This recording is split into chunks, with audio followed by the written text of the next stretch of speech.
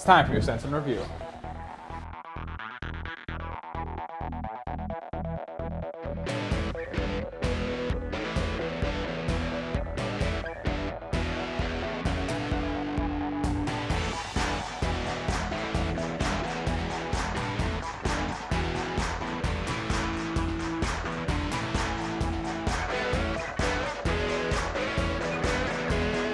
Welcome to another edition of the Merritt Centennials Month in Review, folks. I'm Mike Potestio with your Centennials update for the month of December. Now, the Centennials stumbled out of the gate to start off the month of December, losing 4-1 to the Penticton V's on December 4th. They would actually open the scoring 15 seconds into the game, but after 4 unanswered goals in the second period by the V's, they'd walk away with the big victory. Now, despite the big loss to start off the month, the Centennials would get a rematch against those Penticton V's on December 6th. Let's take a look. The board, and that one for Dane Burks. He'll just get 2 minutes for interference. Scott Patterson can't ice the puck. 5-on-3 for the V's. McClure can't shoot. Polson was down, and he deflects it into the corner. Dalpy back for McClure. Now for Beauvais. Middle of the ice. Scores! Brett Beauvais tracks himself to the middle, and he opens the scoring for the V's. They are 1 for 1 on the power play, and their power play will continue on. But Williams ended up taking Conti off the puck. Now back to the blue line here. Trying to get that shot away was Colombe. He can't. Plays along the right boards. Cuglietta separates the puck. Now it's kept in by Conti. Shot scores! And it just sneaks through the 5-hole of Russell Sanderson. And Anthony Conti has made it a 2-0 game with 3:21 to go. And then they come out to the loud PA announcer, because let me tell you, an awesome PA announcer here at the Nicola Valley Memorial Arena. Just a tough echoing arena to hear it on our PA, as now a penalty is going to be drawn. Here, scores! Cuglietta turns and fires.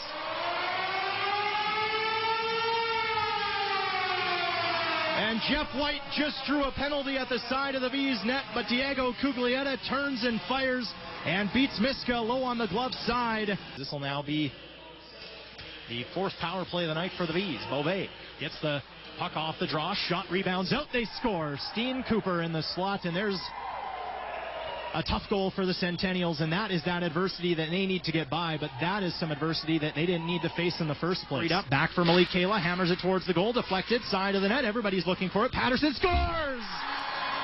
Scotty Patterson finds it. It's 3-2. There was Dalpy. Passed it for Beauvais. Right back for Dalpy. Middle of the ice for McClure. Right side. Scoring as Brad McClure from the high slot takes a shot, beats Russell Sanderson, and it's 4-2 for the Penticton V's. That's now 2 penalties and 2 goals for the V's in a matter of penalties. And Polson, now Wayland Williams.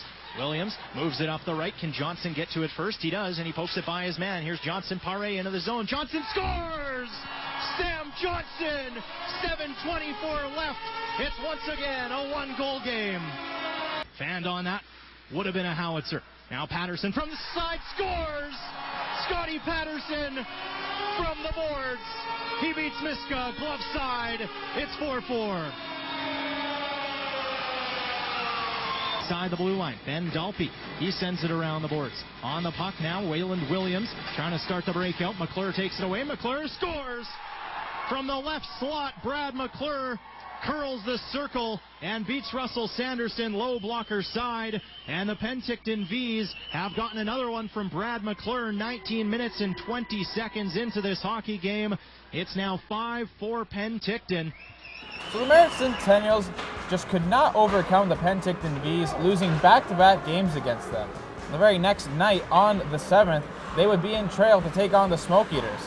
It was a back-and-forth affair, and in the third period, the Merritt Centennials would score 2 goals and take home a 4-3 victory.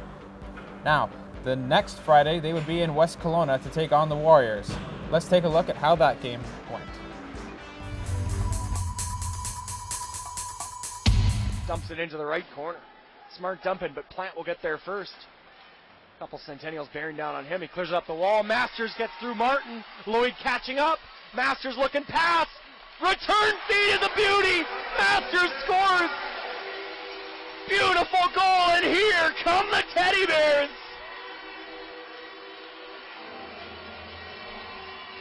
Masters to Lloyd. Back to Masters. Back of the net. Nothing Kiro can do. Blackburn supported by Anholt. Burke's trying to get a whistle. Warriors scrape it free. Sharts top of the right circle. Zane Sharts.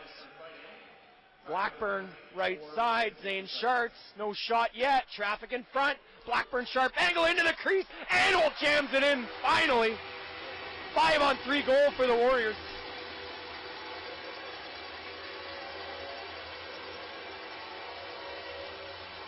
Power play marker. That's key for West Kelowna. The Warriors will remain on the power play. Now it'll be a 5-on-4, of course. But the major penalty to Perry continues.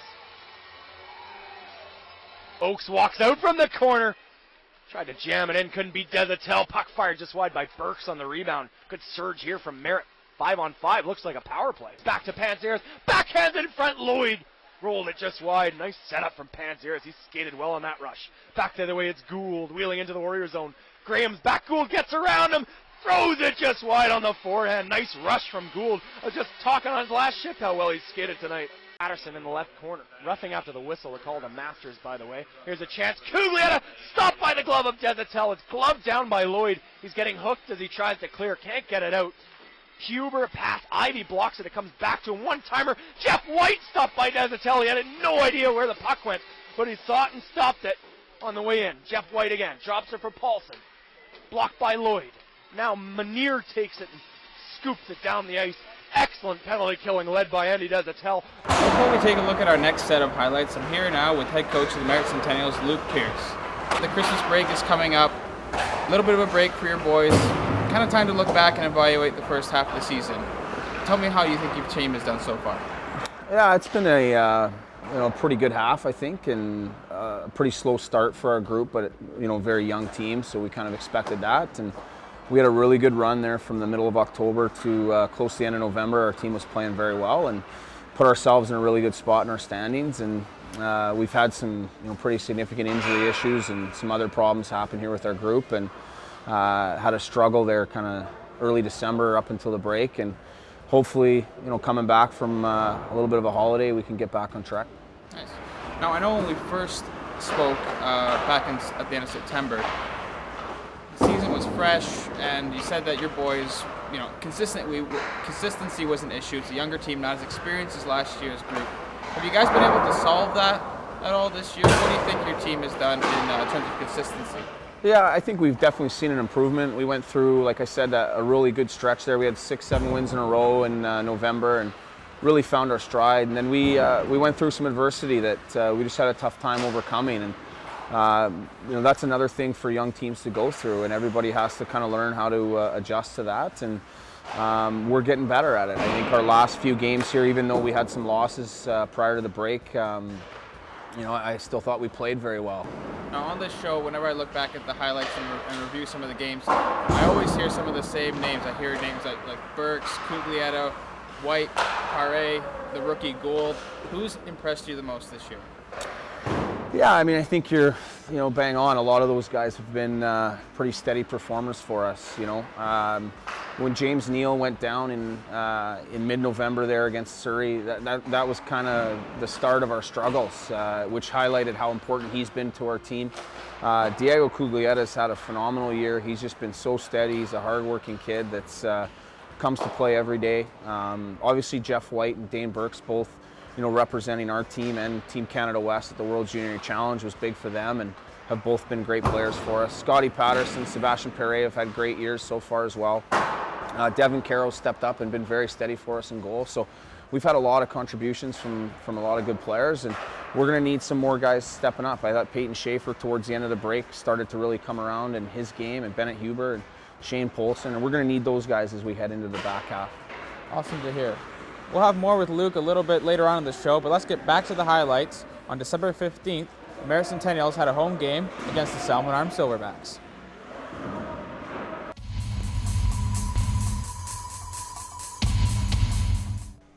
We'll pick it up here midway through the first period. The Merritt Centennials on the power play. Unfortunately, they get tangled up in the neutral zone. They give it away to Landon Smith of the Silverbacks. He breaks it and fires it. 1-0 Silverbacks early in the first period. But the Merritt Centennials would rebound quickly from that shorthanded goal On the power play of their own, Sam Johnson would find the back of the net here and tie the game up at 1 apiece. And just as quickly as the Merritt Centennials managed to tie the game, the Silverbacks would retake the lead. The point shot here gets stopped in front, but Nick Fidanza hops on the rebound and buries the go-ahead goal. 2 minutes later, here on the attack, the Centennials will get stuck along the boards, and it's going to be Mitchell Ferguson. He's going to dangle all the way down into the attacking zone. He'll keep it, and from a bad angle, scores yet another goal for the Backs. A minute after that, the Silverbacks would go up 4-1 off of this point shot here, but luckily for the Centennials, they would bounce back. In the second period, they get a goal from Zach Hartley. Another pair of goals would tie up the game in the third period, one by Shane Polson and another by Peyton Schaefer. And what do you know, Diego Cuglietta in overtime, in second overtime, would take home the victory for the Centennials, who would walk away with a 5-4 win. Before we get back to the highlights, ladies and gentlemen, some more with Luke Pierce. Luke, when we last talked, we talked about the kids on your team who really impressed you, who've been really having great years. Is there anybody who's kind of you're disappointed in, who maybe needs to step it up in the second half going into 2014? I don't think we're really disappointed. I think there's some players that certainly wanted to have bigger years and more prominent roles on our team, and it's almost a fresh start for them. You look at guys like Bennett Huber, who I know had big expectations coming back into the year, and offensively has had some struggles with his confidence, and I thought he's been playing very well lately too as we headed into the break, so hopefully he can have a really strong back half. Some other guys who battled injuries, Adam Tracy, Daniel Knockbar, some of our young guys, and all starting to play better as well, and I think that they've got some experience under their belt now, and certainly hope for them to have a strong second half too. Look at second half, it's all about trying to race towards the playoffs. Now we know the interior division is probably the most difficult one to win. It stands at the most right now near the bottom of the standings. How do you guys compete in such a tight division? It's so competitive. Yeah, I mean, you look at, it wasn't that long ago, we were at the top of our standings, and you have a bad couple of weeks, and you're on the outside looking in. So for us, it has to be about consistency and not getting into any long droughts of winning. And if you can, we feel like if we can go 10, 12 games over 500 here in the second half, that we're going to put ourselves in the playoffs. I mean, we're right there. We're certainly not out of it, and we got to hope that one of our opponents that we're chasing has a tough stretch like we had. But you've got to move on from one game to the next and put it behind you and make sure you're collecting points any night you can. We've got a lot of divisional games coming up too, and those are big ones for us. We've got to make sure we're winning the important ones. Is this group of kids a team that you can see at the top of the interior division standings, or maybe sneaking into the playoffs? Where do you see your team at the end of the season? I've got full confidence that we're going to be back in the playoffs. I see this year there's nobody in our division that we're intimidated by or that we feel we have to be extra special to beat. I think when we play well and play the way we can beat anybody in our division right now. And that's why our division's so close, is that everybody's beating each other. And like I said, we just have to avoid any sort of long stretches of losses. And I got full confidence we can get in the playoffs, not just get there, but get ourselves back into a final again. So heading into January for 2014, we know that everybody likes to make New Year's resolutions and kind of things to work on. What do the Centennials have to work on?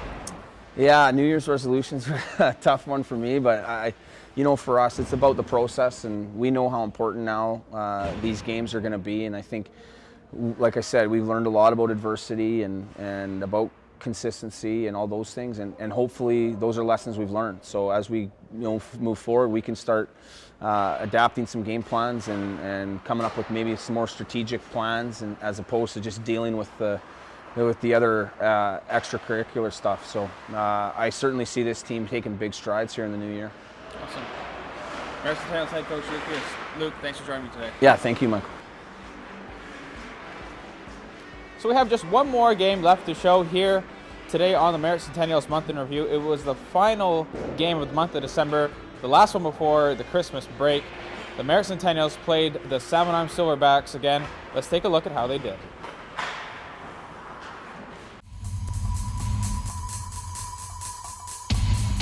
Change was Michael Roberts.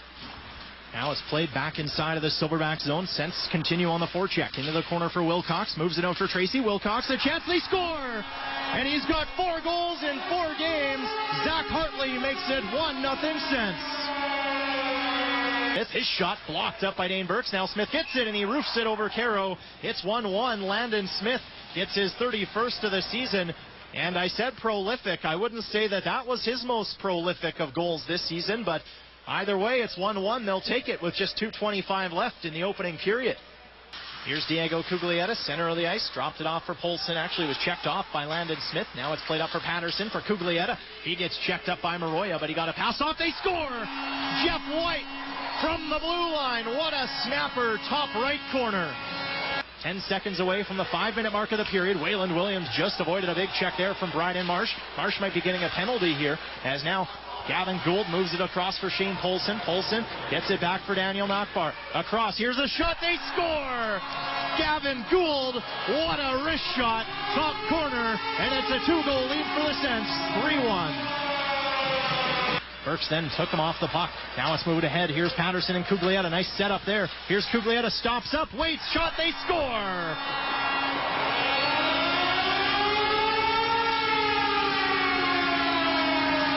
So with another victory, the Merritt Centennials would cap off 2013 with 19 victories, 14 losses, 2 ties, and an overtime loss. Good for 5th out of their 6-team interior division.